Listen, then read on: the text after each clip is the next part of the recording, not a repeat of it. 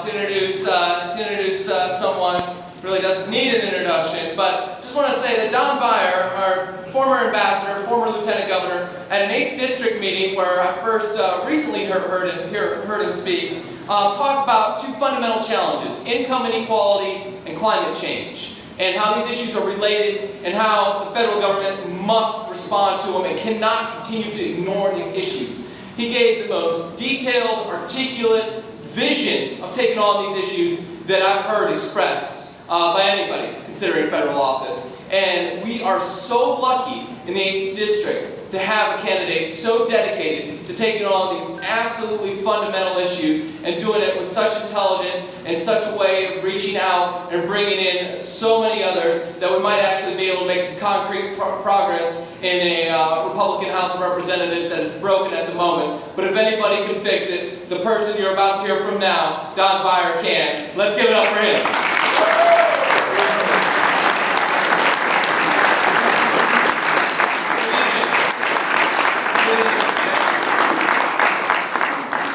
My father is a man of few words. He liked to raise us by aphorisms, pithy sayings, usually obscure, and we were supposed to figure out what he meant. First loss is best loss. That's the saddest story I've ever heard. If you can't make money off your friends and relatives, who can you make money off? Always cut the cards. Every hand's a winner, every hand's a loser. If it doesn't fit, use a bigger hammer. And many, many more. So tonight, for just a few minutes, I wanted to try to share 3 small pieces of wisdom by aphorism. Number 1, brick by brick. Poke, poke, poke. Stück for Stück in German, piece by piece. Our little girls used to sing, inch by inch, row by row, we're going to make this garden grow. In April 2002, I stood on the top of Springer Mountain, Georgia, at the very foot of the Appalachian Trail, looking north, 2,185 miles to Mount Katahdin, Maine, and remembered that it was just one step at a time. That night, pitching a small tent by a stream, I thought, 5 miles down, 2,180 miles to go. Well, almost everything big and important in life is accomplished in small, sometimes almost invisible increments. We raise our kids one day at a time. We make our relationships last, one kiss or laugh or wash dish at a time. We make our career one project or sale or boss at a time. And eventually, surely, all these accumulate into something meaningful without us really noticing. The breaking of so great a thing should make a greater crack. 27,891 Arlingtonians voted for Terry McAuliffe last year and didn't vote for Jim Moran in 2010. We know who they are. They are Democrats with our values and our beliefs, but without our livelihoods of voting every year.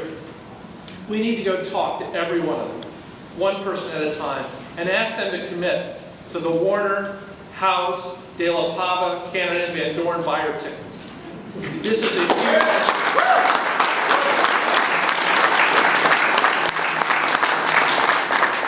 a huge incremental project, but work, real work, inch by inch, and we've got to get it done.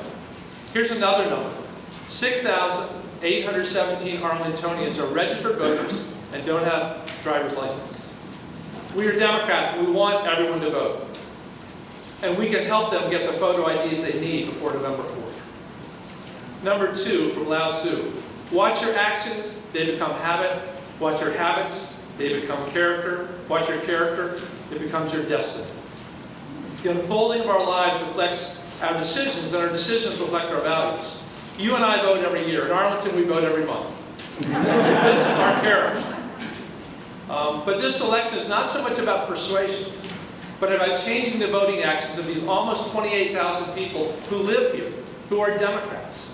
And if we can get them to vote in 2014, and then get them to vote in 2015, and of course 2016, then showing up every Tuesday after the first Monday in November will become their habit and their character, and change the destiny of Arlington, Virginia, and America. Don't forget, Creed Deeds lost to Bob McDonnell in 2005 by 360 votes out of almost 2 million cast. We knew who those voters were. We just didn't bring them to the polls.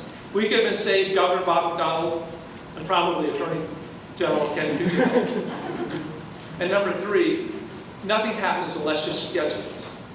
Tonight, go home, open your iCal or your Outlook or get out your daybook and write down all the times you're going to come knock on 40 doors or make 50 phone calls or put out 20 signs. A Saturday morning, a Sunday afternoon, a Tuesday or a Thursday night. There are only 33 campaign days left and enormous amounts of work to do. But please remember, Allen House lost in April because we didn't turn out our vote. Mark Warner has only a 9-point lead, according to one poll this week, despite having been a tremendous governor and senator. The election is up to you and to me. And the work will only get done if we plan for it and put it on our schedule. I want you to know I've now hiked 1,148 miles on the Appalachian Trail, as far as Unionville, New York. My destiny is Maine. I have already scheduled the days in November and December after the election for the trail. And my father's favorite saying, though, is heat lost equals heat gained. Whatever we put our into our lives and our loves comes right back to us whole. So let's make that a clean sweep on the number 4. Thank you.